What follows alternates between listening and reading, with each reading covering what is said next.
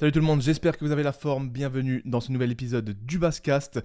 Avant de rentrer dans le vif du sujet comme d'habitude, si vous pouvez prendre 2 petites secondes pour t'abonner sur la chaîne YouTube et si tu es sur une plateforme d'écoute telle que Spotify ou Apple Podcast, tu peux laisser une review de 5 étoiles, ça m'aide énormément pour tous les futurs projets et surtout pour tous les futurs épisodes. Et aujourd'hui on se retrouve donc pour un épisode extrêmement spécial puisque c'est le premier épisode que je vous fais en tant que papa. C'est officiel, je suis le père d'un petit garçon de 7 jours. Aujourd'hui, littéralement, ça fait 7 jours qu'il est né, une petite semaine, et c'est juste incroyable. Franchement, c'est que du bonheur, c'est fou, c'est des sensations inexplicables, c'est une nouvelle aventure qui commence, et je le vois là dès le début que ça s'annonce extrêmement cool, que ce soit en termes d'émotion, d'apprentissage, de motivation supplémentaire, etc. J'ai hâte de découvrir tout ça et surtout j'ai hâte de partager tout ça avec vous au cours des prochaines semaines, des prochains mois, que ce soit dans les podcasts ou encore dans les différentes vidéos YouTube. Donc en tout cas, là aujourd'hui, nous sommes le mercredi 11 juin et si je vous fais ce podcast, c'est tout simplement pour vous faire un petit peu une réaction à chaud de comment je me sens en tant que tout nouveau père, comment s'est passé plus ou moins la naissance, l'accouchement, comment s'est terminée la grossesse, et un petit peu comment je vois les choses maintenant pour les semaines à venir, au niveau de mon organisation, au niveau de comment je vais jongler tout ça entre la vie de famille, la vie professionnelle et la vie d'athlète / créateur de contenu. Parce que bien évidemment, je ne vais pas du tout diminuer mes priorités, je ne vais pas du tout diminuer la charge de travail et la charge d'entraînement que je compte faire. Et donc, ça va être intéressant de voir comment je vais pouvoir un petit peu manier tout ça.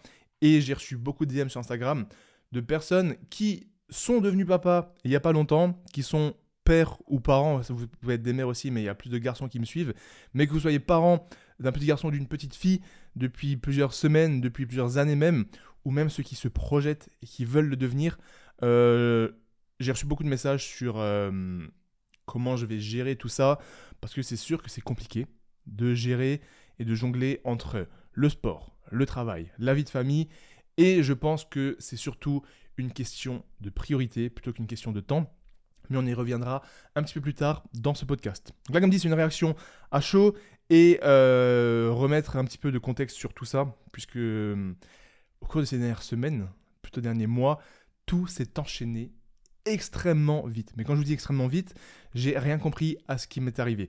Donc tout a commencé avec le Hyrox de Paris, qui a eu lieu maintenant il y a plus d'1 mois et demi. Ça va bientôt faire 2 mois que c'est passé, et j'ai l'impression que c'était littéralement il y a 2 semaines. Donc il y a eu le Hyrox Paris, comme vous le savez, j'ai fait un podcast là-dessus, il y a eu la grosse vidéo YouTube qui est toujours dispo sur ma chaîne. Ensuite, une semaine après Hyrox Paris, il y a eu le Hyrox Relais à Barcelone. Pareil, je vous ai fait le petit débrief en podcast, et il y a une vidéo là-dessus sur ma chaîne YouTube. Et 2 semaines après le Hyrox Barcelone, il y a eu ma dernière compétition, ma dernière course, c'était le 10 km de Genève. Donc dans l'avant-dernier podcast, je vous ai expliqué un petit peu quel était mon objectif pour le 10 km de Genève, comment je me sentais, quel temps j'aimerais viser et comment je m'y suis préparé. Et je vous ai toujours pas fait de récap par rapport à ça, mais il y a aussi une vidéo qui est dispo sur la chaîne, mais ça sera la première partie de ce podcast. Donc voilà, il y a eu l'Hyrox Paris, Hyrox Barcelone en relais, ensuite le 10 km de Genève. Ensuite, ça c'est pour toute la partie, on va dire, création de contenu athlète. Au niveau de mon entreprise, la marque de vêtements et les programmes, on a lancé le tout nouveau challenge, c'était la 5e édition. Les lancements, ça a été un carton, et là on est dans la première semaine avec beaucoup de bons retours, ça fait trop plaisir. À côté de ça, on a lancé aussi la collection femmes qui a super bien marché. Donc si tu es une fille, une femme et que tu écoutes ce podcast et que ça t'intéresse, on a lancé tout ce qui est short, legging, brassière, crop top et un petit sweatshirt. La qualité est absolument incroyable, franchement. Et on a eu que des bons retours là-dessus, ça fait aussi plaisir. Et j'ai continué de préparer la nouvelle collection hommes avec le t-shirt que je porte là en différents coloris, les shorts et les débardeurs spécifiques pour la performance, notamment la course à pied et les Hyrox, hyper légers, ultra quali. Et ça arrive fin du mois de juin. Donc voilà, tout ça, c'était déjà extrêmement chargé, extrêmement intense. Et à côté de ça, il y avait donc la vie de famille. Et on a déménagé avec ma copine. Là, c'est pour ça que vous voyez le tout nouveau setup si vous êtes sur YouTube. Donc si vous êtes sur Spotify et vous n'avez pas l'image, je suis dans mon nouveau bureau qui est absolument vide. Il n'y a pas la belle petite déco derrière, il n'y a pas de lumière, il n'y a rien. J'ai juste la lumière devant moi, heureusement. Mais voilà, va falloir que je trouve comment je peux aménager tout ça derrière. Donc on a déménagé pour avoir un appartement pas forcément beaucoup plus grand, mais mieux aménagé. C'est-à-dire que pour l'enfant qui est arrivé là maintenant, on a déjà un balcon. Ça, c'est un gros game changer. Déjà pour nous, les parents, c'est bien d'avoir un balcon. Mais pour pouvoir laisser le garçon dehors pour qu'il fasse ses siestes, pour qu'il prenne le soleil, etc., c'est vraiment top. Et on a beaucoup plus de rangement. L'appartement est beaucoup mieux aménagé. Donc je pense que je vous ferai un room tour sur YouTube pour vous montrer un petit peu tout ça. Et la dernière chose qui est arrivée au cours de ces dernières semaines, c'est la naissance de ce petit être, de ce petit garçon, il y a tout juste une semaine. Et forcément, avant la naissance, il y a les allers-retours à l'hôpital, il y a prendre soin de sa copine, être présent, l'aider dans toutes les tâches et pouvoir soutenir. Donc tout ça, ça prend du temps. Et donc vous imaginez bien que depuis mi-avril, depuis le mois d'avril, tout s'est enchaîné à une vitesse fulgurante. Donc voilà, pour la petite mise en contexte, on va commencer par la première partie de ce podcast pour vous faire un petit débrief rapide sur le 10 km de Genève. Et ensuite, je vais parler un petit peu de comment j'ai vécu à la naissance, comment s'est passé la fin de la grossesse, à l'accouchement, de ma vision d'homme, parce que je pense que ça peut vous intéresser. Je vais vous donner un petit peu comment je l'ai vécu, mon retour sur expérience, et ensuite un petit peu le prénom, comment ce petit garçon s'appelle, vous avez été nombreux à me demander, et pour terminer, un petit peu comment je vois les choses à venir. Et on va finir ce podcast par vos questions. Vos questions que vous pouvez me poser sur Instagram ou dans les commentaires de ces podcasts sur les plateformes d'écoute ou sur YouTube. Et là, j'entends déjà le bébé pleurer. Heureusement que le micro est bien. Normalement, le micro, il doit bien isoler le son, donc c'est pas grave. Donc, le 10 km de Genève, il a eu lieu il y a tout pile un mois. Aujourd'hui, on est le mercredi 11 juin. Il s'est déroulé le 10 mai. Donc, le 10 mai, comme je vous avais dit, l'objectif pour ce 10 km, c'était de faire sub 40 minutes. La fameuse barre des 40 minutes. C'est un petit peu la barre mythique, j'ai l'impression. Les 40 minutes, une fois que tu commences à avoir un plus ou moins bon niveau, bien évidemment, bon niveau, ça dépend du référentiel et des gens que vous côtoyez. Mais généralement, sub 40, c'est quand même que tu as un bon niveau, c'est que tu sais courir. Et c'était mon objectif, l'objectif ultime que j'ai en tête depuis un petit moment, parce que j'ai envie de passer sur cette barre des 40 minutes en ayant toujours ma force et toujours mon physique, parce que c'est vraiment ça ma quête. C'est de rester fort, rester musclé, et continuer de travailler l'endurance. Mais à côté de l'endurance, il y a également travailler la vitesse. Parce que bien évidemment, c'est deux mondes extrêmement, pas extrêmement opposés, mais extrêmement différents. Tu peux faire des ultra trails, des ultra marathons et des très très longues distances sans pour autant avoir des 5 km ou des 10 km extrêmement rapides. Parce qu'il y en a un qui va te demander beaucoup plus d'entraînement long, l'endurance fondamentale, vraiment construire la base, cette fameuse zone 2, développer la densité mitochondriale, etc., qui fait que tu vas avoir plus d'oxygène, mieux récupérer, mieux tenir l'effort. Et à côté de ça, tu as les courses plus rapides, un 5 km ou un 10 km par exemple, qui vont demander beaucoup plus de travail de VMA, donc vitesse max aérobie, donc beaucoup plus de travail de VMA pour courir plus vite et plus longtemps. Donc d'un côté, quand tu as une prépa ultra, comme je l'ai fait par exemple pour l'Ironman aussi, tu auras beaucoup plus de travail en endurance fondamentale pour vraiment accumuler les kilomètres au fil des semaines, avec un plus ou moins gros volume, mais pas forcément énormément d'intensité. Si tu travailles des courses beaucoup plus courtes, un 5 km ou un 10 km, ou même un Irox par exemple, l'idée ça va être d'accumuler le volume également avec l'endurance fondamentale, parce que c'est essentiel, cette fameuse zone 2, mais tu vas devoir faire beaucoup plus de travail d'intensité. La VMA, des fractionnés et même du travail au seuil. Donc en gros, le fractionné VMA, c'est un fractionné plutôt court. On est plus sur du à peu près 90, 95, voire 100% de ta VMA sur les séances. Donc c'est plutôt du 200 mètres, du 400 mètres. Et le travail de seuil, on est plutôt aux alentours de 85-90% de notre VMA. Et on est plutôt sur des fractionnés un peu plus longs. Donc ça va plutôt être des 1000 mètres, voire même des 2000 mètres. Donc tu vas travailler sur du 6 minutes, du 8 minutes, voire même du 10 minutes. Ça, c'est un petit peu la différence entre les deux fractionnés VMA et fractionné seuil. Donc voilà, c'est deux mondes totalement opposés. Et ce qui s'est passé, c'est que j'ai remarqué qu'avec toute la prépa Ironman, j'ai très très bien progressé en course à pied. Mon rythme cardiaque au repos, il a diminué drastiquement au cours de ces dernières années parce que je fais beaucoup plus de cardio. Dites-vous là, aujourd'hui, mon rythme cardiaque, il est au repos de 43 BPM, battements par minute. Alors qu'il y a quelques années, j'étais plutôt à 56-58 au repos. Donc j'ai quand même diminué de 15 BPM mon rythme cardiaque au repos. Je suis passé de 58 à 43 sur quelques années, tout simplement parce que je cours régulièrement, je fais de la zone 2 régulièrement. Donc, mon cœur s'est musclé, mes mitochondries, donc les mitochondries, c'est là qu'il y a lieu toute l'oxygénation. Tout ça, c'est bien développé et ça, je le dois donc grâce à la zone 2, grâce au cardio. Donc, ne négligez pas ça, c'est extrêmement important pour la longévité et même le fait de faire de la zone 2 et de travailler votre cardio, ça vous permet d'avoir un transfert sur les autres sports. Même si vous faites de la musculation, ça va vous permettre potentiellement de faire de meilleures séances, de mieux récupérer, d'être moins essoufflé et même sur tout ce qui est longévité, prévention de maladies cardiovasculaires ou autres, c'est absolument essentiel de faire du cardio et notamment de la zone 2. Donc voilà, tout ça pour dire que l'objectif c'était de faire sub 40 minutes, ce fameux palier qui demande donc de courir à 4 minutes 00 au kilomètre. Le dernier 10 km que j'avais fait, c'était donc en février, c'était le 10 km de Champs-Élysées. J'avais eu un chrono de 42 minutes 33. Donc 42 minutes 33, ce qui donne une allure moyenne de 4 minutes 12. Donc je devais enlever 12 secondes par kilomètre pour passer de 42-33 à 40-00. Je m'étais dit qu'après la prépa Aerox, je devais me sentir bien. Parce que sur la prépa Aerox, j'ai vraiment travaillé la VMA et le seuil. J'ai fait beaucoup de fractionnés, beaucoup de cardio. Et j'avais atteint donc mon meilleur niveau de course à pied. Et je me suis dit, comme j'ai atteint mon meilleur niveau de course à pied, quelques semaines plus tard, je devrais donc le maintenir pour arriver en forme à mon 10 km et potentiellement passer sous la barre des 40 minutes. Mais ce que je n'avais pas pensé, c'est que après ce Aerox Paris, j'allais avoir une espèce de...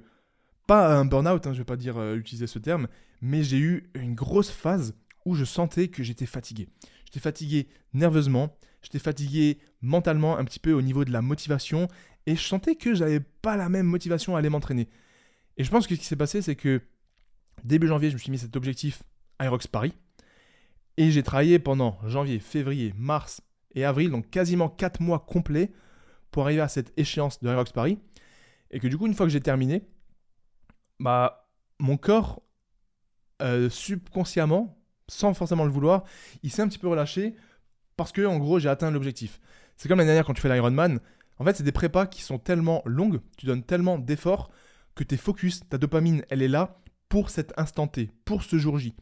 Et une fois que tu passes ce jour J, forcément, les jours qui suivent et les semaines qui suivent, tu as un petit peu ce coup de blues, on va dire, ce moment où ça se relâche un petit peu. Et même si toi, tu n'as pas envie de relâcher, c'est ton corps. C'est automatique, c'est la dopamine, c'est les endorphines. Et ça, tu peux rien y faire. Donc, je sentais que j'avais un petit peu ce coup de mou.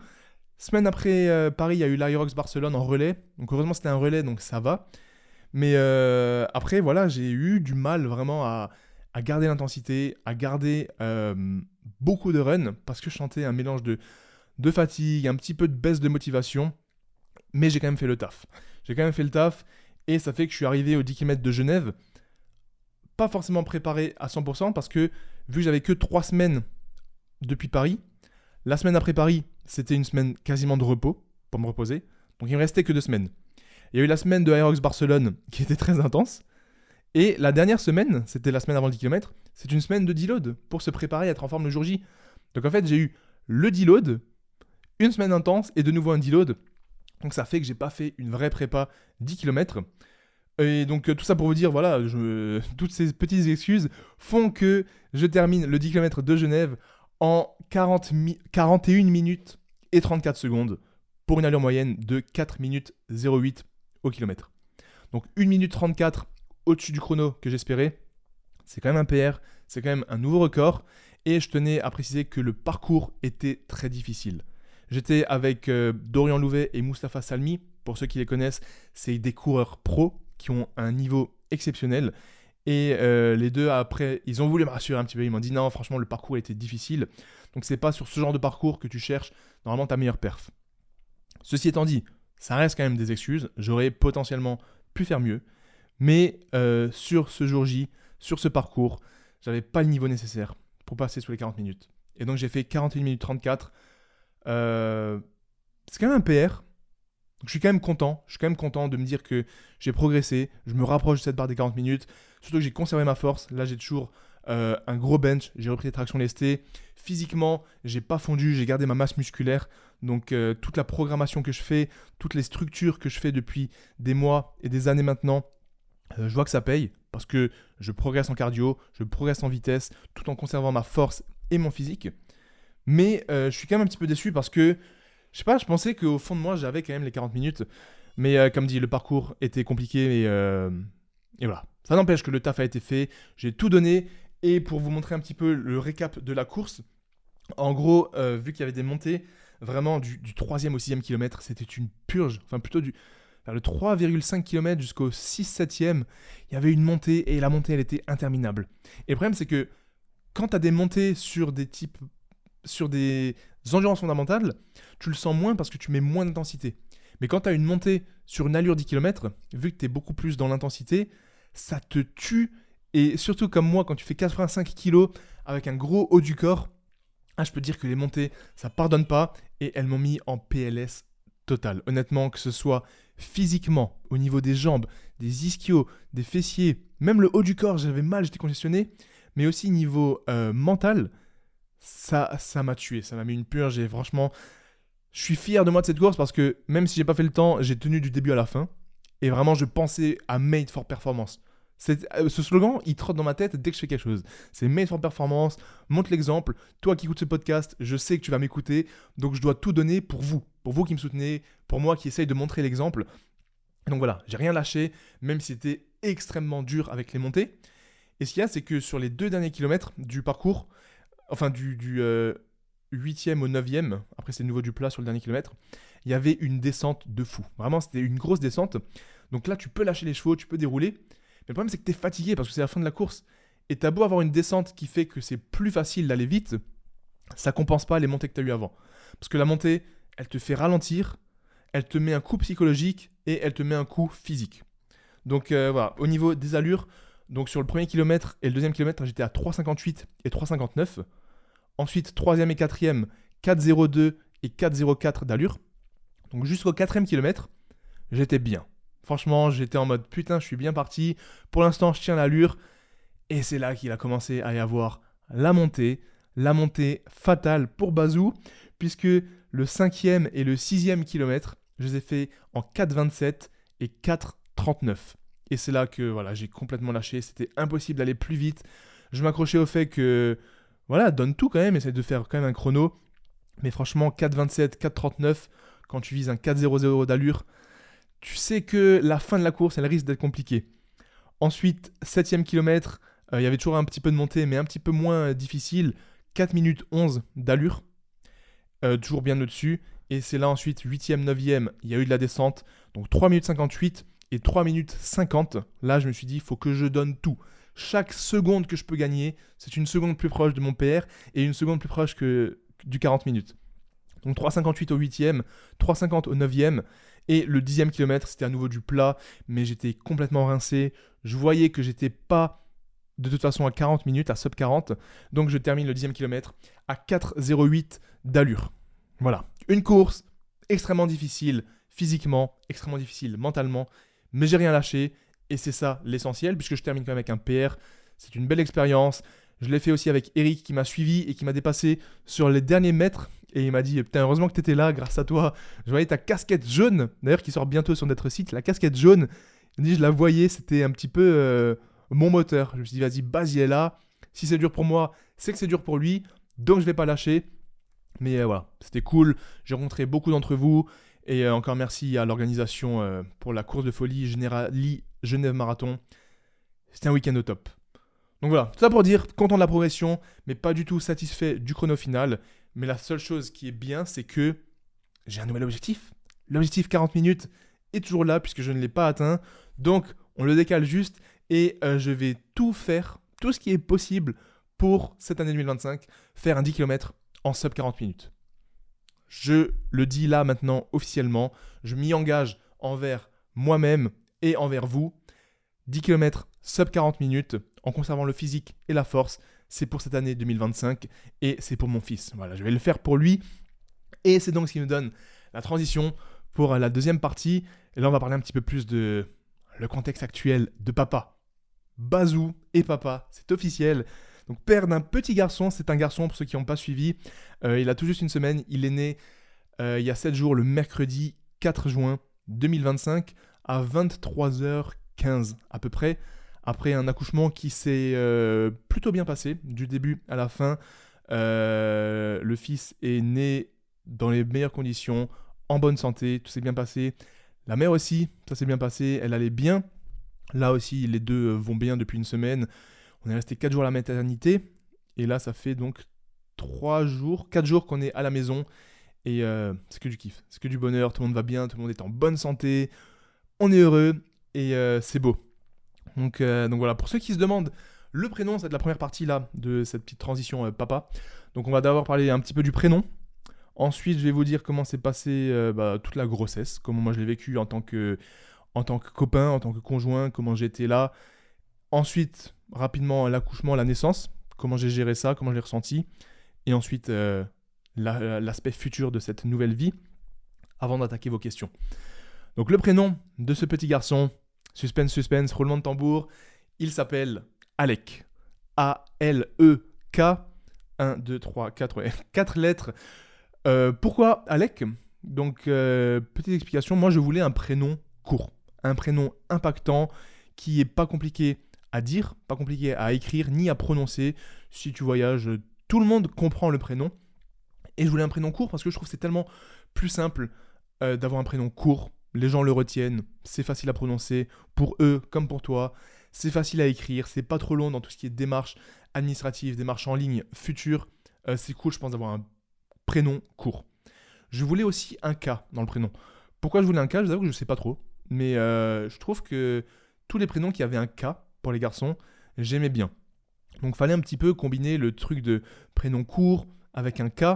Et ce qui était important pour moi, c'est que le prénom n'est pas d'origine spécifique. J'avais pas envie qu'il soit associé à un certain pays, à une certaine culture ou même à une certaine religion. Parce que je pense qu'avoir un prénom plutôt neutre, c'est mieux. Voilà, ça c'est mon avis personnel, forcément, j'ai aucun jugement, c'est juste que pour moi c'était mieux que quand la personne dit son prénom, c'est neutre. Il n'y a pas de ah ouais, t'es de telle religion, t'es de tel pays, t'es de telle croyance, origine. Souvent tu réponds oui ou non, enfin bref, là si tu dis ton prénom, bah ok, tu peux, libre à toi d'imaginer ce que tu veux. Même là, quand on a dit Alec, il y a des prénoms qui nous pensaient que c'était français, alors que pas spécialement. D'autres prénoms qui pensaient que c'était du coup soviétique, alors que pas forcément non plus. Et du coup, Alec, ce qu'il y a, c'est que c'est aussi un prénom très rare. Là, j'ai regardé, je crois qu'il y a à peine 130 Alec depuis les 10 dernières années, voire même plus, en France. Et je trouve que c'est cool d'avoir un prénom qui est pas extrêmement commun parce que voilà, je trouve que c'est chiant quand tu as un prénom et que tu connais potentiellement beaucoup de personnes qui ont le même prénom, que ce soit des amis, des gens de la famille ou même des connaissances. Si tu te retrouves avec 3 personnes dans ton cercle avec le même prénom, bah voilà, je trouve pas ça cool. Et c'est vrai que Alec avec un K, j'en connais littéralement aucun. Avec un C, j'en connais un seul. En plus, c'est une personne que j'apprécie énormément, donc ça c'est cool. Et je me suis dit, bah vas-y, pour changer, vu que je connais déjà quelqu'un qui s'appelle Alec avec un C, Alec avec un K, je trouve que c'est cool. Ma copine, elle appréciait aussi beaucoup. Forcément, c'était une entente entre les deux. On avait plusieurs options et au final, on a tranché par ça. En plus, c'est un prénom qui va bien à un petit garçon, qui va bien à un adolescent et qui va bien à un adulte. Donc bref, pour moi, ça cochait absolument toutes les cases. Donc voilà, petit baby Alec a aujourd'hui 7 jours. Donc voilà, un petit peu pour le prénom. Et c'est vrai que quand tu te penches sur le prénom, c'est difficile. C'est hyper dur de se projeter et t'as toujours le FOMO. Une fois que t'as trouvé un bon prénom, t'en trouves un deuxième, tu dis ouais, mais si ce prénom il est peut-être mieux.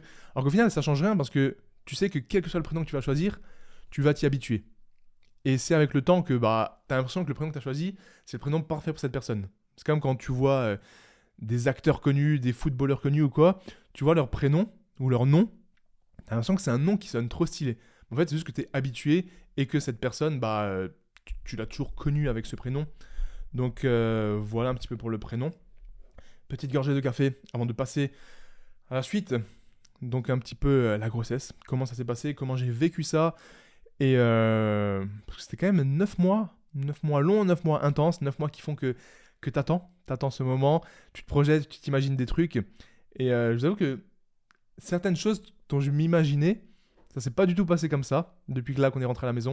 Donc voilà, on va aborder ça après juste petite gorgée de café. Bon, du coup, on peut aborder la partie intéressante, toute la phase de grossesse et comment je l'ai appréhendée en tant que copain, en tant que la partie de l'homme, on va dire.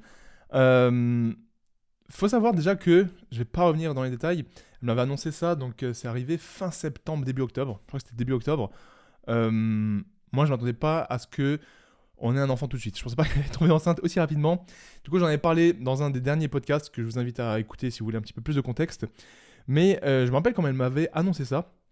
Euh, Moi, en tant que bazou ultime, j'ai quasiment pas réagi parce que, vous savez, je suis pas le genre de personne qui arrive à montrer facilement ses émotions et même au-delà de ça, qui arrive à ressentir facilement beaucoup d'émotions. C'est pas quelque chose que je contrôle, c'est pas quelque chose dont je fais exprès en mode ah, c'est trop cool, c'est stylé et tout.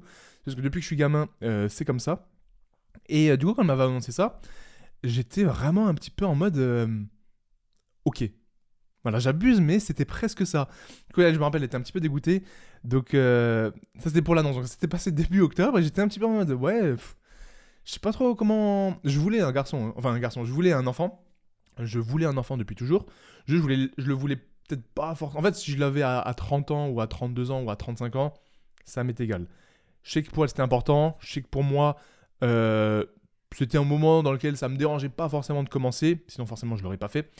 Mais je pensais pas que ça allait arriver tout de suite. Donc, quand elle me l'a annoncé, j'étais un petit peu en mode ok. J'ai pas sauté de joie, j'ai pas pleuré du tout. C'était un petit peu en mode ouais, est-ce que je suis sûr de vouloir commencer ça comme ça. Donc bien évidemment, j'ai accepté, j'en avais envie, bien sûr, parce que là, il faut que ça vienne des deux côtés. Ça, j'insiste là-dessus, que vous soyez un garçon ou une fille qui m'écoutez, faut que ça vienne des deux côtés. Dans une relation, dans un couple, faut absolument qu'il y ait une entente des deux parties. Et ça passe par la communication. La communication sur tout. Je parle même pas là juste de l'enfant, que ça soit question religieuse, mariage ou non, enfant ou non, euh, parti politique ou non éventuellement, sport ou non. En fait, tout ce qui est dans la vie, vous devez en parler. Il n'y a pas de sujet tabou. Je sais qu'il y a des sujets tabous, mais je vous le dis, il n'y a pas de sujet tabou. Faut tout mettre sur la table. Faut parler de tout, des relations, euh, ça va jusqu'au tout ce qui est érotisme, etc. Faut parler de tout parce que c'est extrêmement important. Et s'il y a des non-dits, s'il y a des zones d'ombre dans un couple, dans une relation, sur le long terme, ça peut être tellement toxique, tellement néfaste.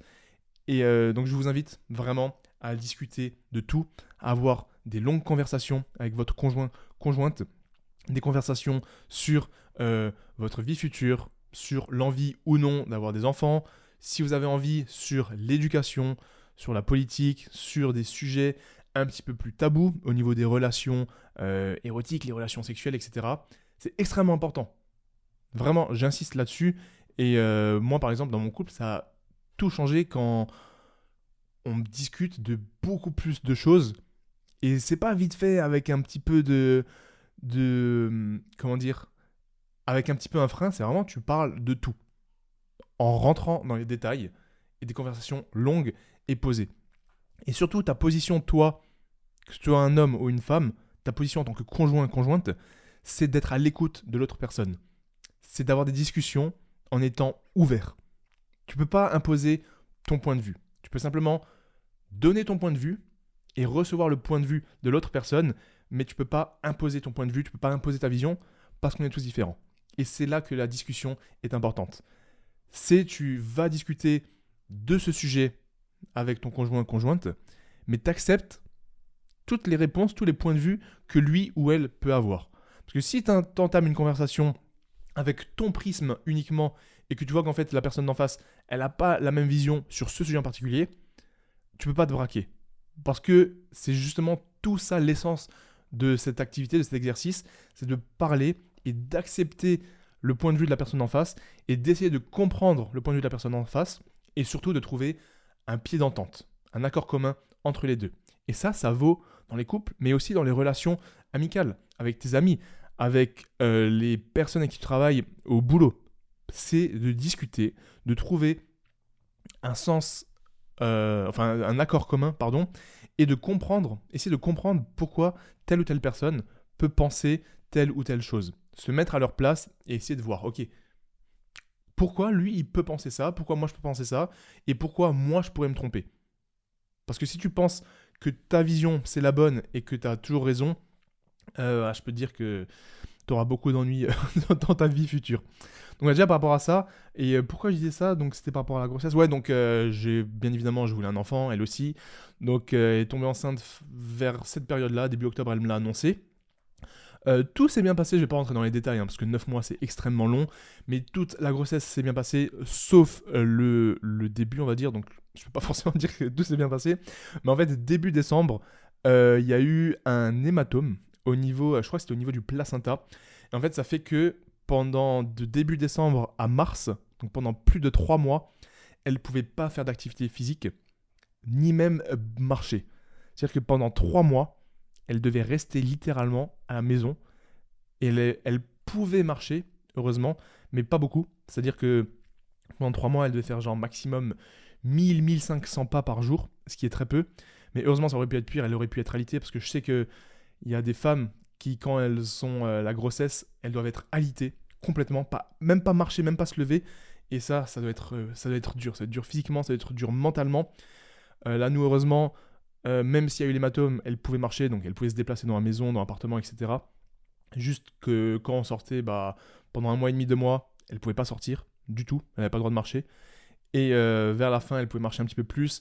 Et ensuite, l'hématome s'est résorbé, etc., etc. Et ce qui est frustrant avec ça, c'est que quand tu as un hématome comme ça, en fait, t'as pas de douleur, tu ressens rien. C'est pas que tu as une jambe cassée ou autre, c'est t'as zéro douleur. Mais le fait de faire des activités physiques, ça peut aggraver l'hématome et ça peut être potentiellement dangereux pour le bébé, pour le placenta, etc. Donc c'est extrêmement frustrant parce que tu ressens rien, t'as pas mal, zéro douleur, tu sais même pas qu'il y a quelque chose, mais tu dois prendre sur toi pour ne pas bouger. Et du coup, moi, dans ces moments-là, je devais être là, à 100% présent. En plus, j'avais pas mal de déplacements, j'avais pas mal de boulot, mais je faisais en sorte au maximum d'être présent, d'aider à tout ce que je pouvais aider, que ce soit faire manger les tâches ménagères, ranger, aller chercher ce qu'elle voulait, acheter ce qu'elle voulait, etc. Et c'est là votre rôle en tant qu'homme, si vous avez votre copine, votre femme ou peu importe, votre conjointe qui est enceinte, vous devez être là pendant toute cette période et vous devez montrer que vous êtes présent. Vous devez montrer que vous êtes quelqu'un de solide, que vous êtes quelqu'un sur qui on peut compter et que vous êtes un futur bon père, un futur bon exemple pour la famille. Et pour ça, vous devez être présent. Tout le temps, être attentionné. Et ça peut être des trucs bêtes, mais que ce soit faire à manger, aller faire les courses, faire la vaisselle, ranger, nettoyer, masser la nuque, masser le dos si besoin, vous devez être là. Et vous ne devez pas renchigner en mode ah, je suis fatigué, etc. Prends sur toi. Tu es censé être fort, tu es censé être fort physiquement, fort mentalement. Donc, sois là pour elle, sois là pour potentiellement la plus belle chose de sa vie et aussi la plus belle chose de ta vie à toi. Donc voilà, montre que tu es présent physiquement, montre que tu es présent mentalement et fais le maximum. Même si elle ne doit pas forcément rester alitée, sois là tout le temps. Si à un moment elle a mal au dos, elle a mal à la nuque, sois là pour la masser. Si elle n'a pas envie de sortir, si elle a une mauvaise humeur à cause des hormones, prends sur toi. N'essaye pas d'aller au conflit.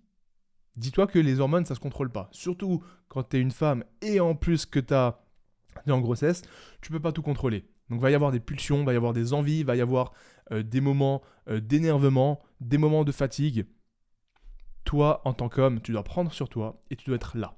Donc si tu m'écoutes et que ça va t'arriver, vraiment, c'est le meilleur conseil que je puisse te donner. Parce que pour moi, je trouve que c'est trop important. Et si tu es une femme et que tu écoutes ce podcast, n'hésite pas à montrer ça à ton conjoint ou à lui envoyer. Ça peut aussi potentiellement être cool.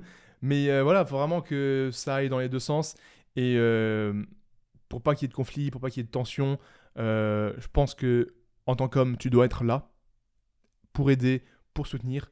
Et en tant que femme, tu dois aussi faire part de tes besoins, mais sans être trop autoritaire ou trop abusive. Et c'est là que ça passe du coup par la communication du conjoint ou de la conjointe. Faut discuter et voilà. Donc sinon, à part l'hématome qui s'est résorbé 3 mois après, tout s'est bien passé. En plus, elle a même pas été trop... Elle a pas eu trop de pulsions au niveau de la nourriture, etc. Tu sais, parfois, t'entends des trucs... T'as des femmes enceintes qui veulent manger de la terre même. Franchement, j'ai déjà entendu des dingueries. Elle a pas eu trop de ça. Pas eu de douleur spécialement. Pas eu trop de migraines, etc. Donc ça, c'était plutôt cool. Moi, j'étais présent du début à la fin. Et là, on a la chance, on va y revenir après quand je vais parler de l'éducation, la chance de pouvoir, moi, être à la maison, être libre de mon temps, libre de où je travaille également. Et ça, franchement, ça change tout. Honnêtement, ça change tout. Que je dois pas aller au bureau ou au travail physique de 8h à 17h ou même à d'autres horaires, des horaires de nuit, peu importe. Euh, c'est une chance que j'ai construite au cours des dernières années pour pouvoir être maître de mon temps, maître de mes finances aussi, puisque bah, tout ce que je le produis pour ma société, pour mon entreprise, que ce soit les vidéos, les podcasts, la marque de vêtements, les programmes, etc. Donc voilà, c'est une chance que j'ai aujourd'hui, mais une chance que j'ai bâtie au cours des 10 dernières années.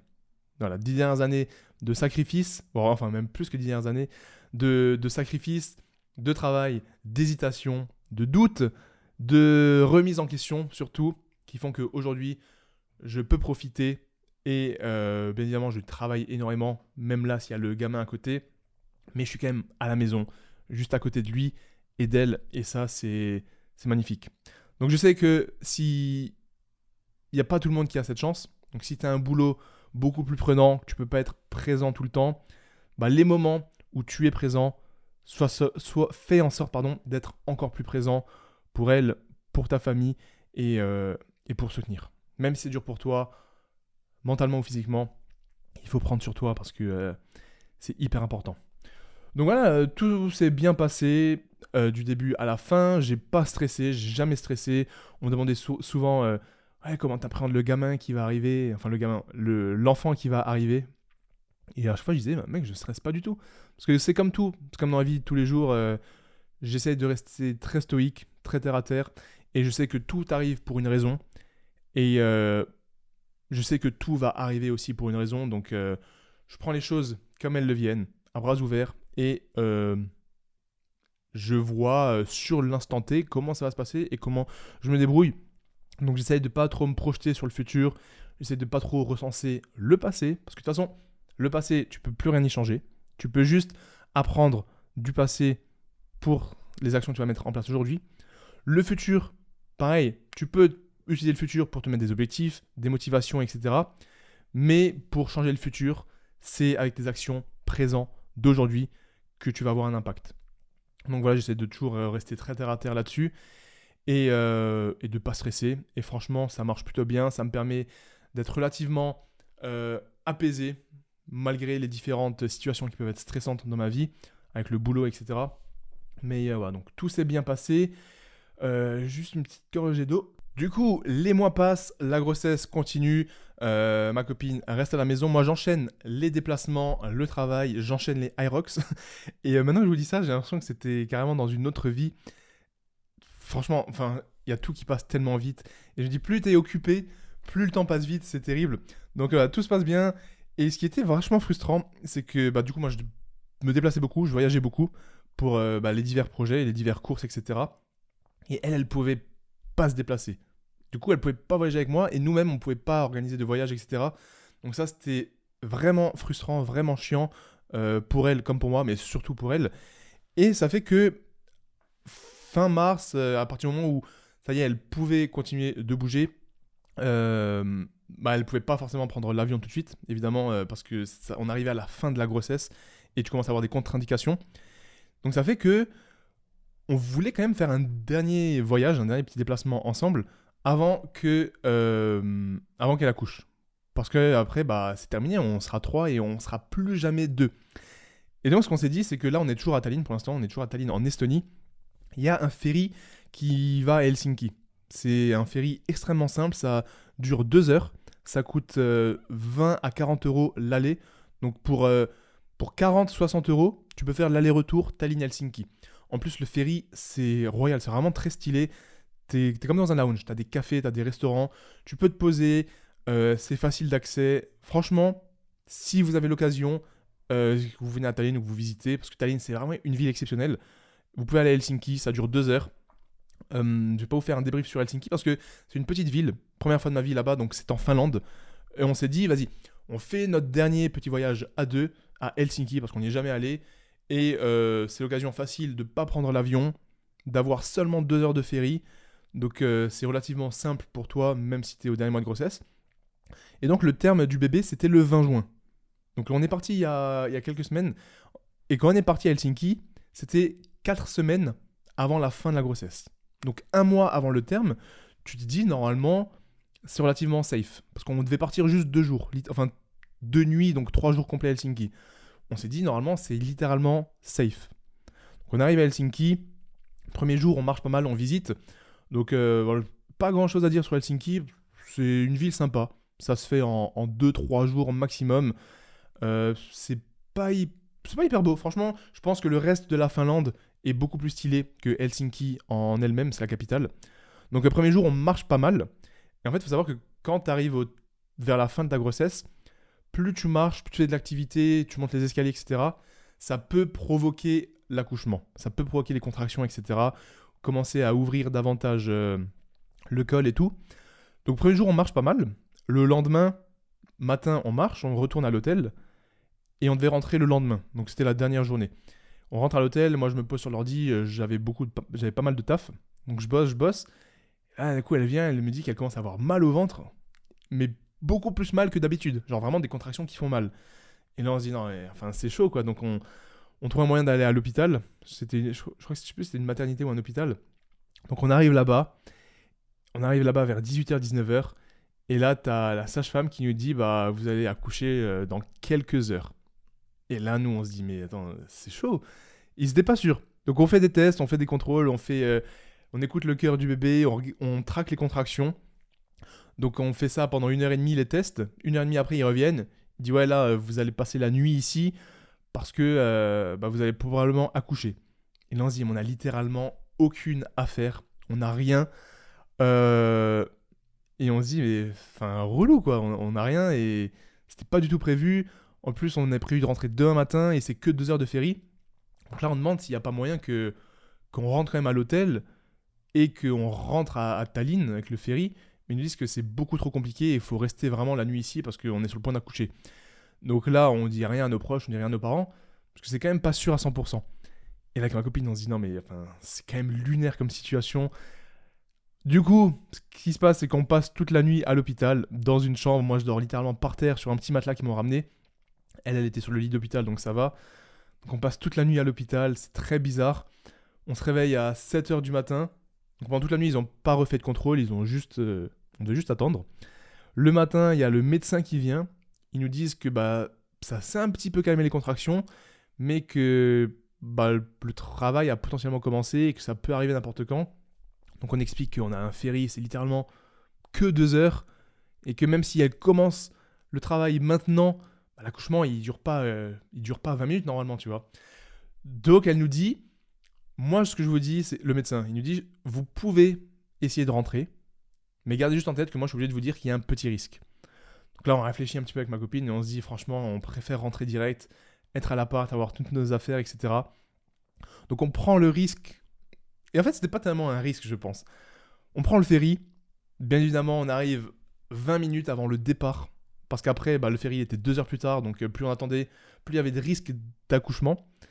Donc, on prend le ferry. On arrive tout juste dans les temps. On devait repasser à l'hôtel, faire le check-out, etc. C'était un rush de fou. Et pendant tout ce rush, elle devait pas trop se précipiter. Parce que si elle se précipite, qu'elle fait de l'activité physique ou qu'elle stresse, ça peut augmenter les chances d'accouchement. Donc bref, c'était un rush de fou. On arrive tant bien que mal dans le ferry, 2 heures, on arrive à Helsinki, on arrive à Tallinn, pardon, on retourne dans notre appartement, et rien. Il s'est rien passé, et pendant les 2 heures du ferry, on était en mode, chaque minute qui passe, c'est 1 minute où t'as pas couché, et du coup ça rassure un petit peu. Donc bref, on arrive de nouveau à l'appartement, et là il s'est rien passé en fait. Il s'est rien passé pendant 1 jour, 2 jours, 3 jours, et c'est littéralement 7 jours plus tard, donc le mercredi soir 4 juin, que les contractions ont commencé et qu'on est vraiment allé à l'hôpital pour finalement accoucher. Donc voilà, cette petite parenthèse Helsinki, elle était assez drôle. On a passé la nuit du coup à l'hôpital à Helsinki, on a pu voir un petit peu comment ça fonctionnait là-bas. Et au moins, ce qui est sûr, c'est qu'on s'en rappellera de toute notre vie de cette petite escapade de 2 jours à Helsinki. Voilà, c'était un beau souvenir, c'était marrant. Et c'est vrai que avec du recul, nos proches nous ont dit non mais vous étiez obligés de partir maintenant, quoi, à 4 semaines avant le terme. Mais nous, on était en mode ah, c'est quand même 4 semaines avant. Normalement, il n'y avait pas beaucoup de risques. Donc voilà, c'était marrant. Et au final, 7 jours après, on va à l'hôpital ici, à Tallinn. Le travail commence, les contractions commencent. Et c'était vers 18h-19h, mercredi 4 juin. Et 3-4 heures plus tard, 3-4 heures de souffrance plus tard, le petit Alec est né. Donc je vais vous raconter rapidement comment s'est passé cet accouchement avant de vous raconter maintenant comment ça se passe avec Baby Alec à la maison et comment va se dérouler la suite. Donc, le jour J, l'accouchement, le fameux. Déjà, ce qu'il faut savoir, c'est que nous, c'était un petit peu particulier parce que ma copine, elle voulait faire un accouchement naturel, c'est-à-dire sans péridurale et sans moyen d'anesthésie ou de trucs qui enlèvent la douleur.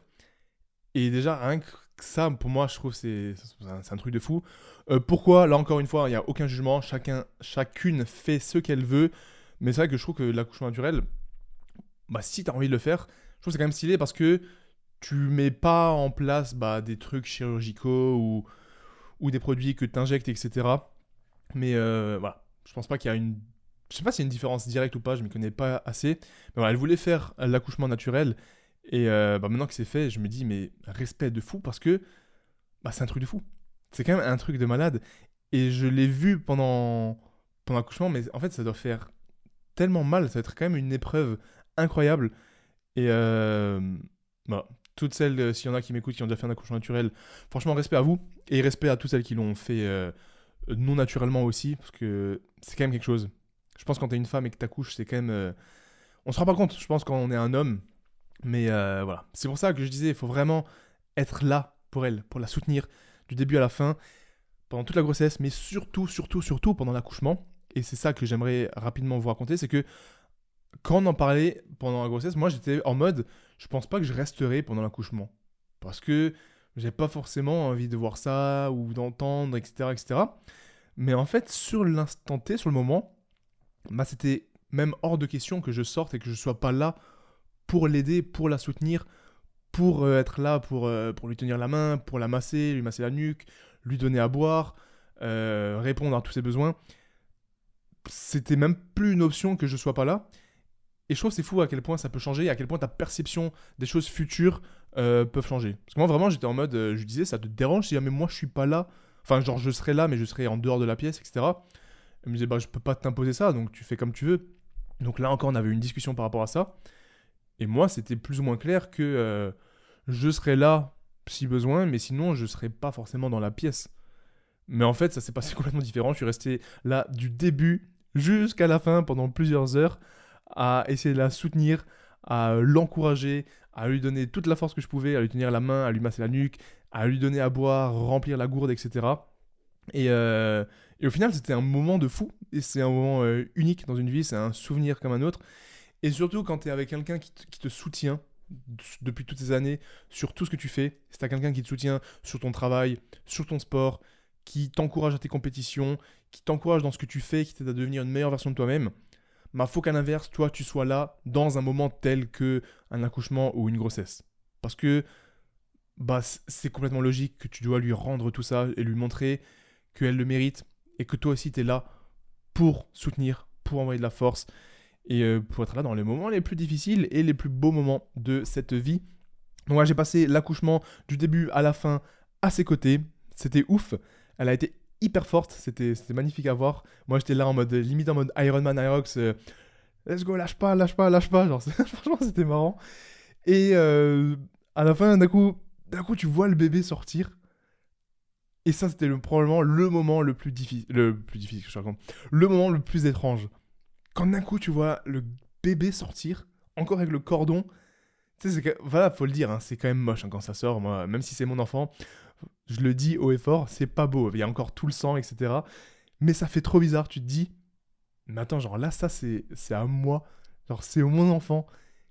Et ça, c'était le moment le plus impactant au niveau de ça fait quelque chose. Pendant quelques secondes, j'étais en mode waouh. Et là, le médecin, il me demande si je veux couper le cordon. Ça apparaît dans les discussions qu'on avait il y a quelques semaines, il y a quelques mois, c'était je vais pas couper le cordon parce que je pense que ça va me dégoûter et j'ai pas forcément envie de ça. Mais là, sur le moment, j'étais là depuis des heures à l'aider à accoucher, etc. Il me demande, tu veux couper le cordon? Je dis, bah ouais, si déjà je suis là. Du coup, elle me donne un gros ciseau. Il faut savoir que le cordon, c'est dur. Je viens pour le couper. Donc, je donne le premier cut. Et il se coupe qu'à moitié. Du coup, je dois redonner le cut. Et voilà, je suis content de l'avoir fait. Je suis content d'avoir cette image en tête, d'avoir ce souvenir.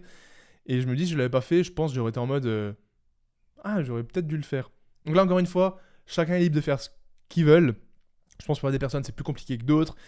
Il y a d'autres personnes qui ont des raisons pour lesquelles ils ne peuvent pas rester, ils ne veulent pas rester. Donc chacun fait ce qu'il veut.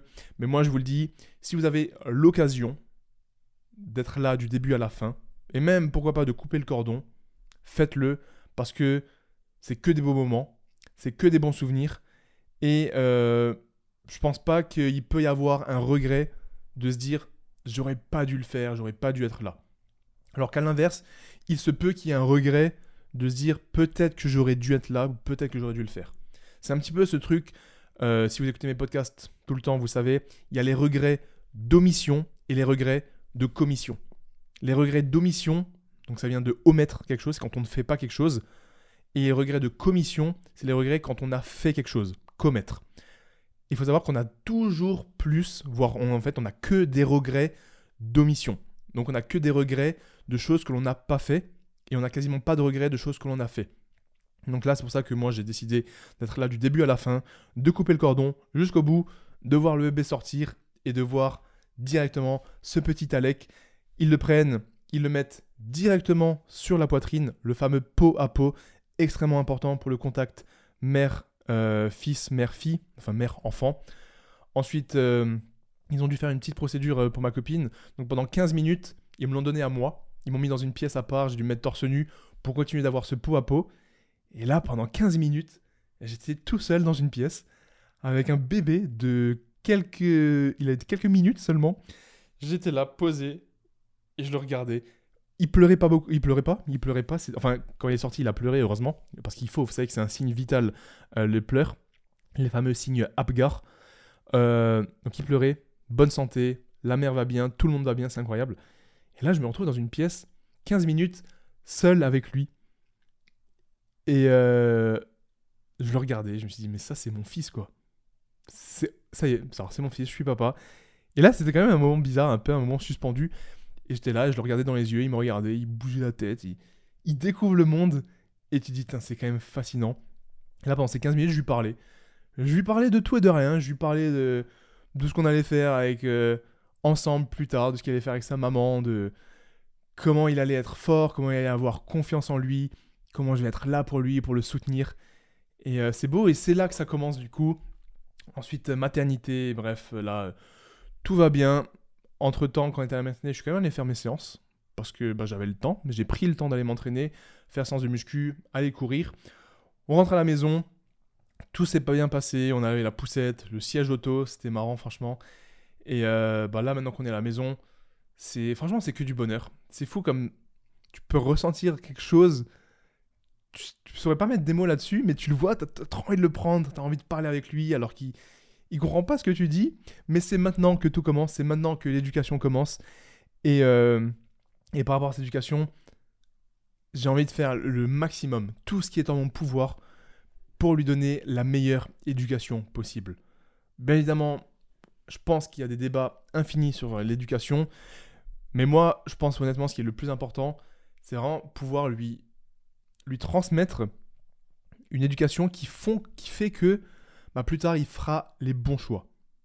Plus tard, ça ne sera pas une question de... En fait, ça sera inné pour lui de faire les bons choix, que ce soit au niveau de la nourriture, au niveau des apprentissages, au niveau... tous les choix qui vont lui apporter du positif pour sa vie future. Et ça, je sais que ça va être dur. Je sais pas comment je vais gérer tout ça. Et c'est pour ça que je fais aussi ce podcast à chaud. Comme ça, je peux réécouter peut-être dans quelques mois ou quelques années et dire « Ah ouais, le bazou de l'époque, il était vraiment, vraiment bien naïf. » Donc là, en tout cas, au niveau de l'éducation, ce que j'aimerais vraiment mettre en place, déjà, ce qui est incroyable, c'est que la maman, du coup, ma copine, elle veut allaiter, donc donner le sein. Et ça, je me suis renseigné un petit peu avec elle au cours de ces derniers mois parce qu'elle était à fond dedans, elle lisait beaucoup de livres, elle écoutait des podcasts, etc. Mais je savais pas, enfin, je le savais instinctivement, mais à quel point l'allaitement, c'est tellement supérieur au biberon, tout simplement, au lait en poudre, etc. Que ce soit pour la santé de la mère, le système immunitaire du bébé, mais aussi de la mère, tous les nutriments qu'il y a dans le lait maternel, tout ce qui est connexion aussi avec la mère, tout ce qui est pleurs. Là, ça fait une semaine, je touche du bois, il pleure vraiment très peu, il fait des très bonnes nuits. Dès qu'il se réveille ou dès qu'il commence à avoir un petit chagrin, bah elle peut lui donner le sein et ça change tout. Et franchement, ça, je vais pas trop en parler parce que je m'y connais pas. Mais je pense que c'est quand même quelque chose qui est nettement supérieur. Si vous avez la chance et l'occasion de le faire, je pense que c'est quelque chose de très très bien et de très bénéfique pour la mère, pour l'enfant, mais aussi pour le père. Que ce soit en termes de temps gagné, en termes d'organisation, etc., en termes de répartition des tâches aussi. Donc là encore, ça passe par la communication. Là, encore une fois, on était tous les deux à 1000% d'accord. Donc c'est extrêmement cool. Donc voilà, pour retour à la maison. Et maintenant, au niveau de l'éducation aussi, ce que je veux dire, c'est que pourquoi je parlais du lait maternel et de l'allaitement, parce que par la suite, j'aimerais vraiment mettre en place des routines qui font qu'il évolue dans un bon cadre, dans un cadre sain, avec la lumière du soleil, sortir régulièrement, pas d'écran, pas trop de musique, ou du moins pas de musique en mode de la grosse musique, parce que la musique c'est quand même quelque chose qui peut avoir, je pense, des effets néfastes. Une bonne alimentation, c'est-à-dire pas de fast-food, pas trop de junk food, limiter au maximum le sucre, les aliments industriels. Encore une fois, hein, tout ce que je dis là, c'est ce que j'aimerais potentiellement mettre en place. Je dis pas que je vais le faire, je dis pas que ça va être facile, c'est pour ça que j'enregistre ça. Et s'il y a des parents qui m'écoutent ou des gens qui sont très calés là-dedans, n'hésitez pas à me donner vos retours dans les commentaires. C'est là pour ça. Moi, je donne juste là ma vision des choses en tant que petit papa naïf. Donc voilà, limiter au maximum le sucre, la junk food et les aliments industriels pour pas qu'il s'habitue à tout ça et pour pas le mettre dès l'enfance dans des schémas qui sont pas les bons. C'est-à-dire des schémas avec des écrans. Moi, quand je voyage et que je vois des familles avec des enfants qui ne communiquent pas, où ils sont sur l'iPad à pas parler avec leurs parents, les parents ils sont au restaurant avec les AirPods, etc. Moi, ça me rend fou. Je comprends pas comment tu peux sortir au restaurant avec ta femme et ton enfant. Toi, j'ai vu des parents avec les AirPods sans aucune communication et le bébé, il est sur l'iPad. Chacun fait ce qu'il veut, chacun a ses problèmes, mais moi, je trouve ça vraiment catastrophique. Et c'est pas du tout ce que je veux, c'est pas du tout ce que je souhaite à l'éducation que je vais donner à mon enfant. Donc voilà. Essayer aussi de lui montrer que papa, il travaille, que papa, il fait du sport pour qu'il ait un bon miroir. En fait, c'est ça. À partir d'aujourd'hui, tout ce que je fais, c'est un miroir pour mon fils. Et j'ai envie qu'il ait le meilleur miroir possible. Avec une bonne vie, des parents qui s'aiment, des parents qui aiment cet enfant, qui lui montrent de l'amour, qui sont là pour lui. Et je sais que ça va être dur, je sais que ça va être des remises en question. Mais voilà, c'est pour ça que je vous dis tout ça, que j'enregistre ce podcast. Comme ça, les bases sont posées. Et aussi un autre truc très important, c'est lui parler plusieurs langues. Donc on a la chance que ma copine, elle parle donc russe et ukrainien. Moi, je parle français, anglais, allemand. Enfin, ma copine, elle parle anglais aussi. Et ce qu'on va essayer de mettre en place, c'est de lui parler plusieurs langues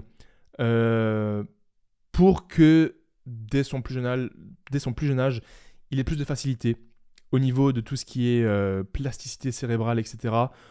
Et je pense que parler plusieurs langues dès le plus jeune âge, c'est comme le sport, c'est comme l'alimentation. Ça peut faire la diff sur tout le reste de ta vie. Donc ça encore, on est totalement d'accord avec ma copine. L'idée, c'est que je pense... l'idée, c'est que je lui parle anglais et qu'elle lui parle russe/ukrainien. Donc plutôt ukrainien, je pense. Et quand on est ensemble, c'est français. Et j'ai vu que la meilleure façon d'apprendre une langue à un enfant, c'est d'avoir des contextes qui sont assimilés à cette langue. C'est pas tout le temps parler d'une langue à une autre parce que sinon il va rien comprendre, le pauvre. Mais c'est par exemple, dès qu'on est ensemble, dès qu'on est à la maison, dès qu'on est tous les trois ensemble, c'est français, parce que c'est le plus important. Dès que elle va le promener toute seule dehors, elle peut lui parler en ukrainien, parce que ça va être leur moment à eux, et que moi je parle pas cette langue, même si j'aimerais bien l'apprendre. Et que par exemple moi, quand je suis seul avec lui, par exemple dans la voiture, ou que je le promène seul, j'essaye de lui parler en anglais. Comme ça, chaque activité, chaque contexte est lié à la langue. Et j'ai vu que c'était ça la meilleure façon d'aborder plusieurs langues. Donc voilà un petit peu pour l'éducation. Et encore une fois, j'ai abordé ce sujet avant. Ce qui est incroyable au niveau de la chance que j'ai, la chance qu'on a, c'est que moi, j'ai mes entreprises. Je travaille depuis la maison. Je suis libre de mon temps. Ma copine travaille pour l'entreprise également. Donc elle peut rester à la maison, bosser sur l'ordi. On peut bosser ensemble. Le fils, il peut me regarder travailler. Il peut voir ce que ça fait travailler. Et je peux là faire une petite pause sur ce podcast, aller le voir, aller lui faire un petit bisou, un petit câlin. Et ça, c'est magnifique. Être libre de son temps. Donc je sais que c'est pas une chance qui est donnée à tout le monde, mais c'est quand même difficile aussi de travailler du coup. Parce que je dois vraiment être organisé et faire en sorte que je travaille. Parce que s'il n'y a pas d'input, il n'y a pas d'output. Si je passe pas beaucoup de temps à travailler, que je prends je prends pas de week-end. Moi, ça fait des années et des années que le dimanche, le lundi, ça change rien du tout. Ça fait des années que tous les dimanches, je poste une vidéo YouTube et donc que tous les dimanches, je dois faire la description, la miniature, uploader la vidéo.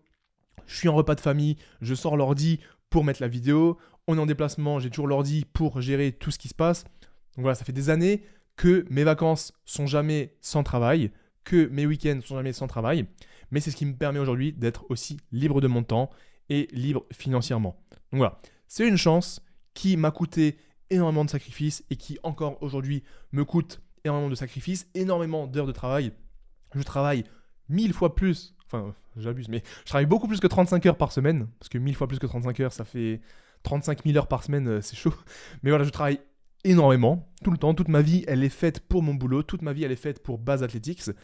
Et le fait d'avoir un enfant maintenant, ça va juste décupler ma motivation et décupler ma discipline. Je vais pas du tout m'entraîner moins, je vais pas du tout travailler moins, bien au contraire, je vais travailler encore plus pour montrer l'exemple, pour être encore plus une meilleure version de moi-même. Et même au niveau des entraînements, je continue là de m'entraîner, je continue de faire des séances upper, d'aller courir. J'ai des gros objectifs qui m'attendent en termes sportifs et il est hors de question que je freine le sport. Il y en a plein qui me disaient, même des proches, tu verras quand tu auras un enfant, mais j'ai hâte d'avoir un enfant pour en faire encore plus, pour avoir cette obligation d'être encore plus discipliné, encore plus organisé. Parce que c'est le dernier sujet que je vais aborder là, par rapport à ça, c'est que pour moi, c'est pas une question de temps. Faire du sport, travailler dur, entreprendre et avoir un enfant, je pense sincèrement, le temps me donnera raison ou pas, je pense que c'est pas une question de temps, c'est simplement une question d'organisation et donc de priorité. Vous savez, la phrase qui compte énormément pour moi, une phrase exceptionnellement importante, c'est « Si c'est important pour toi, tu prendras le temps ». Donc, tu peux prendre le temps de faire ce que tu as envie. Tu es maître de ton temps, tu es maître de ton destin et tu es maître des actions que tu mets en place. Donc pour moi, c'est extrêmement important de continuer la vision avec Buzz Athletics parce que c'est vraiment la quête de ma vie. C'est ce qui me permet de me lever chaque jour avec un but, un objectif, un goal pour me rendre fier les miens et rendre fier cette communauté qui est là à travers ce podcast. Donc c'est grâce à vous tout ça. Mais voilà, c'est important pour un homme avec un grand H, avec cette part du masculin, c'est extrêmement important d'avoir une quête, d'avoir quelque chose qui vous fait vibrer, un why, un pourquoi qui fait que tu te lèves chaque jour, qui fait que tu as envie de travailler, de devenir meilleur. Parce que si tu n'as pas cette quête ultime, bah, tu es un petit peu vidé. Tu n'as pas forcément d'objectif, tu n'es pas challengé chaque jour. Et voilà, c'est pour ça que pour moi, c'est extrêmement important et je ne vais pas du tout relâcher. Je vais encore plus m'entraîner, encore plus redoubler d'efforts. Et ça va être une question d'organisation. Et je vous partagerai avec vous, dès que j'aurai mis en place cette nouvelle routine, est-ce que je dois me lever plus tôt pour aller courir? Est-ce que je dois m'entraîner plus tard, travailler plus tard?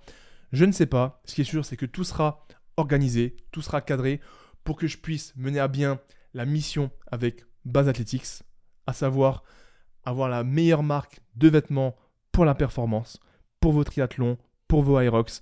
Continuez de construire cette communauté qui est réunie autour des valeurs de la discipline, du dépassement de soi, cette quête de devenir meilleur chaque jour à travers cette marque de vêtements et d'accessoires.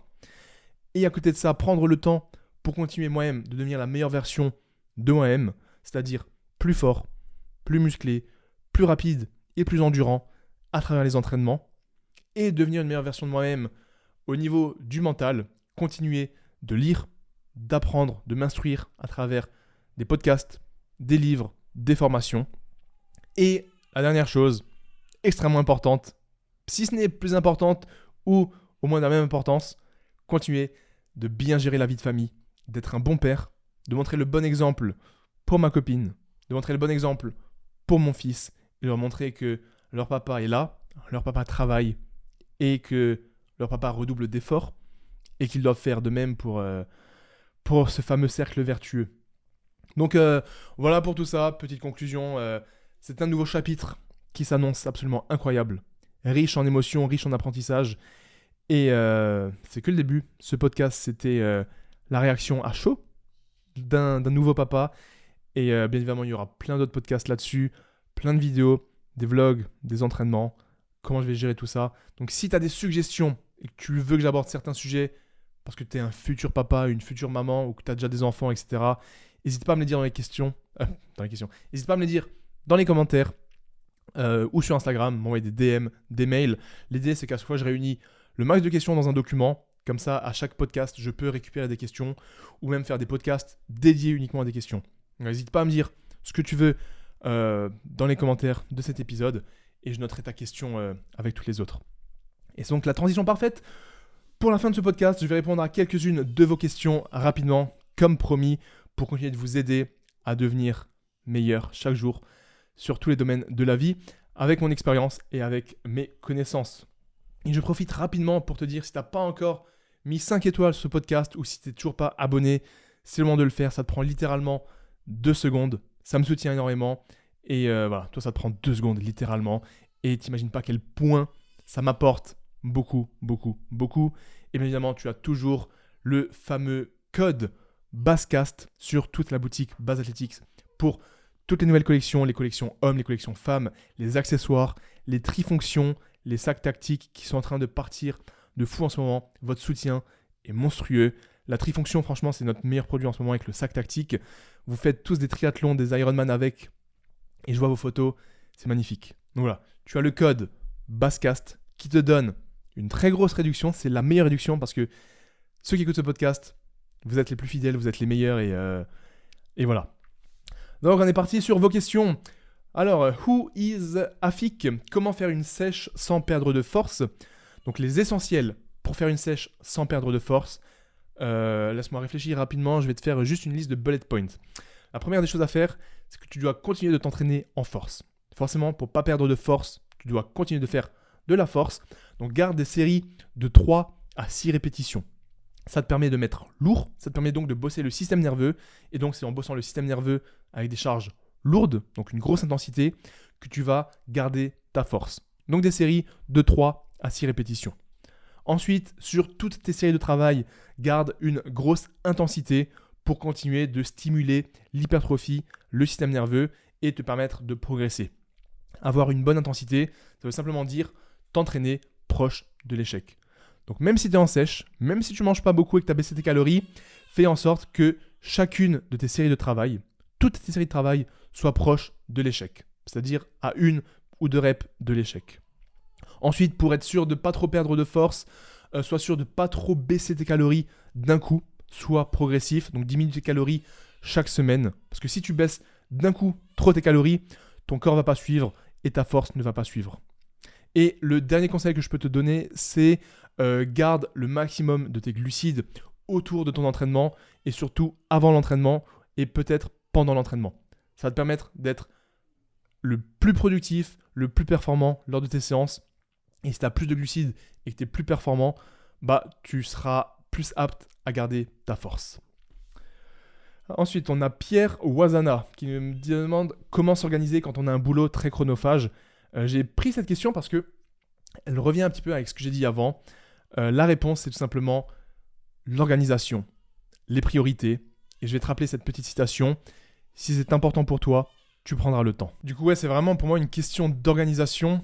Après, j'ai pas trop de contexte, tu dis que tu as un boulot très chronophage, donc je sais pas c'est quoi les objectifs et à quel point ton boulot te prend du temps. Mais si par exemple c'est de la musculation, 2 voire 3 séances suffisent largement pour maintenir ton niveau et même pour progresser.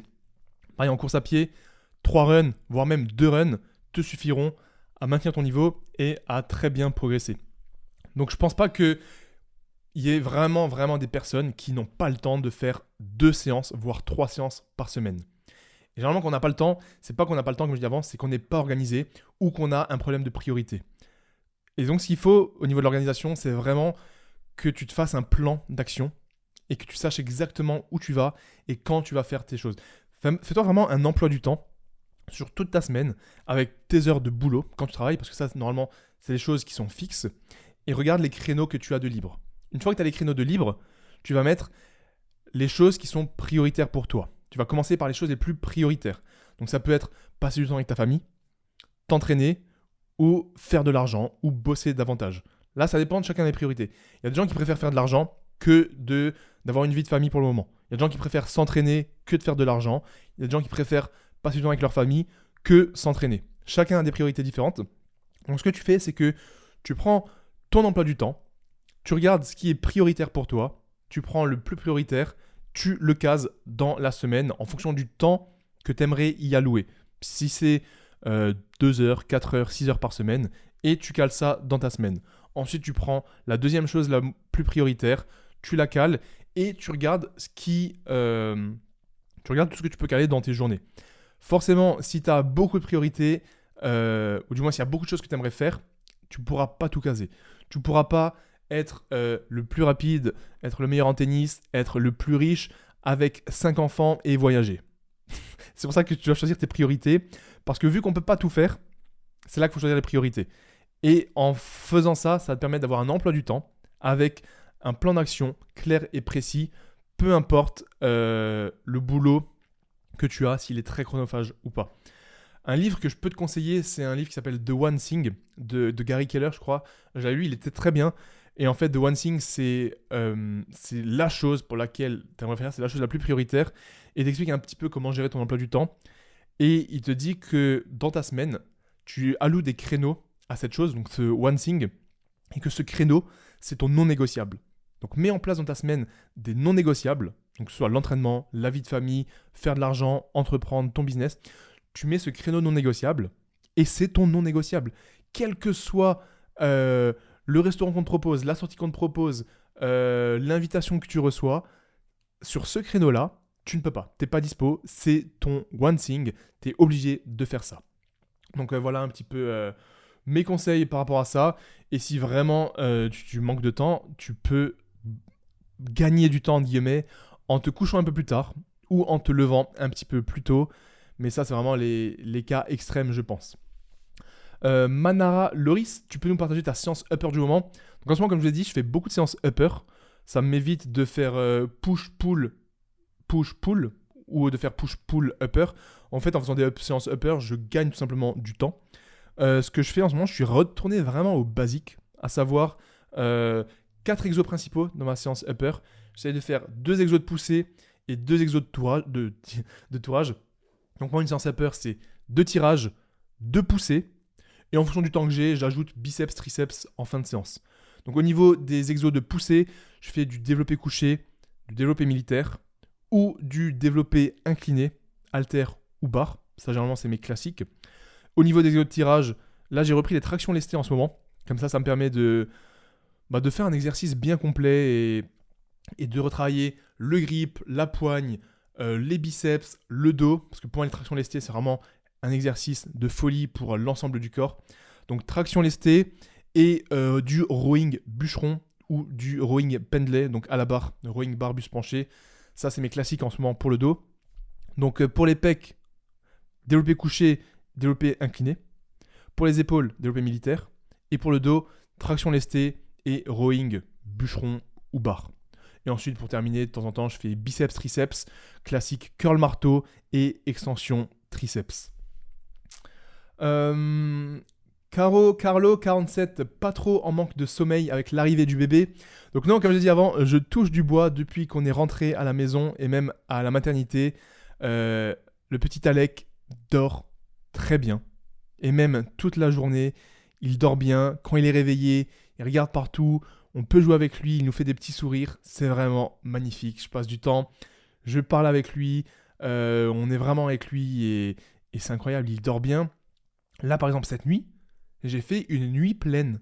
Il n'a pas pleuré une seule fois de la nuit. Et hier, pareil. Là, 2 nuits de suite, j'ai dormi littéralement de 23h à 8h du matin. Enfin, 7h30, je me suis levé un peu plus tôt, j'ai du boulot.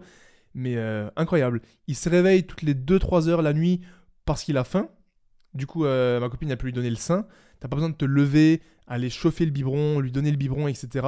C'est vraiment, il est là, elle le prend, il peut prendre le sein, c'est fou. C'est un peu intime ce que je dis, mais c'est un retour d'expérience et il n'y a rien de gênant à ça, je trouve.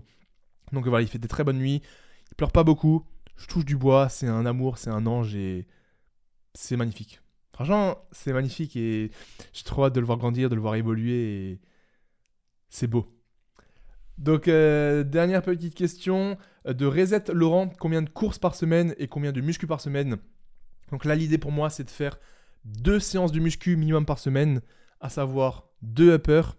Et il y a un upper dans lequel j'ajoute du renfort jambes, donc c'est plutôt un full body pour pas négliger les jambes. Et là, je pense que je vais reprendre le squat un petit peu lourd comme à l'ancienne. Donc, il faut que je vois, soit j'ajouterai une 3e séance muscu pour sûr, qui sera plutôt un lower, soit je ferai une 2e séance qui serait plutôt un full body avec du squat. Je sais pas trop encore, mais j'ai minimum 2 séances muscu. Ça, c'est le non négociable pour moi. Et pour les runs, là, j'essaye de faire minimum 3 runs. Donc la semaine dernière, j'en ai eu un en moins. Mais minimum 3 runs, voire même 4 runs dans la semaine. En fait, c'est soit je fais 4 runs et j'ai des runs un petit peu plus courts, soit si je fais que 3 runs, par la suite, là, pour les semaines à venir, je veux dire, je vais essayer de faire un run un petit peu plus long pour avoir le même volume que 4 runs. Donc je dis au pif, mais par exemple, au lieu de faire 4 fois 8 km, ce qui donne 32 km, bah, je peux faire 10, 10, 20. Ça donne 40. On va dire, pour faire 40 km, au lieu de faire 4 fois 10, je peux faire 10, 10, 20 et faire que 3 runs. Donc voilà un petit peu comment je vais gérer. Bien évidemment, je vais faire du fractionné. Mais là, pour moi, le non négociable, c'est de faire 2 séances de muscu et au moins 3 runs. Et dans le meilleur des mondes, c'est 3 séances de muscu et 4 runs. Donc voilà pour ça. Sachant que l'idée pour moi maintenant, c'est de continuer de progresser en course à pied. J'ai envie d'être très endurant, d'être très rapide. Et à côté de ça, j'ai envie de devenir très fort. Là, je reprends fort le développé couché. Les perfs reviennent très bien. J'ai repris fort les tractions lestées aussi. Et j'aimerais du coup reprendre un petit peu le squat, voir où j'en suis, sans trop de douleur au dos, à voir ce que ça donne. Donc voilà pour ça. Et tout ça, bien évidemment, en continuant de développer à fond Base Athletics. Là, le futur de la marque, il est magnifique. On agrandit notre team d'athlètes. On agrandit nos futures collections. Ça prend du temps. Je vous assure que le textile, c'est très très long. C'est très très, très dur. Donc, je m'excuse par avance si entre les drops, il y a du temps. Mais pour l'instant, je suis toujours tout seul avec ma copine. C'est dur de trouver des gens qui adhèrent à la vision de la marque à 100%, qui sont là à fond, qui sont compétents. Mais je fais en sorte d'agrandir l'équipe du mieux que je peux. Mais c'est compliqué. C'est compliqué, mais je suis reconnaissant chaque jour de l'ampleur que ça prend. Et tout ça, c'est grâce à vous, à travers toutes vos commandes, à travers votre soutien sur YouTube, sur le podcast, sur Instagram. Donc merci infiniment. On arrive à la fin de ce podcast. J'espère qu'il vous aura plu. J'espère que voilà, ça change un petit peu, mais c'est un nouveau chapitre de ma vie. Et vu que je vous documente tout depuis bientôt 10 ans sur les réseaux, ça fait partie intégrante de moi, de ma vie, de mon évolution. Donc je serai obligé de vous faire des updates et de vous raconter tout ça. Donc voilà, c'était un plaisir. Trop content d'avoir pu faire cet épisode dans ce nouveau bureau. Plus qu'à mettre une belle petite déco derrière et on va enchaîner un par semaine. Faut que je m'y tienne. Un podcast par semaine, une vidéo par semaine. Let's go, on continue le charbon. Merci à vous, merci pour votre force, merci pour votre soutien. Prenez soin de vous. Le taf est fait et made for performance.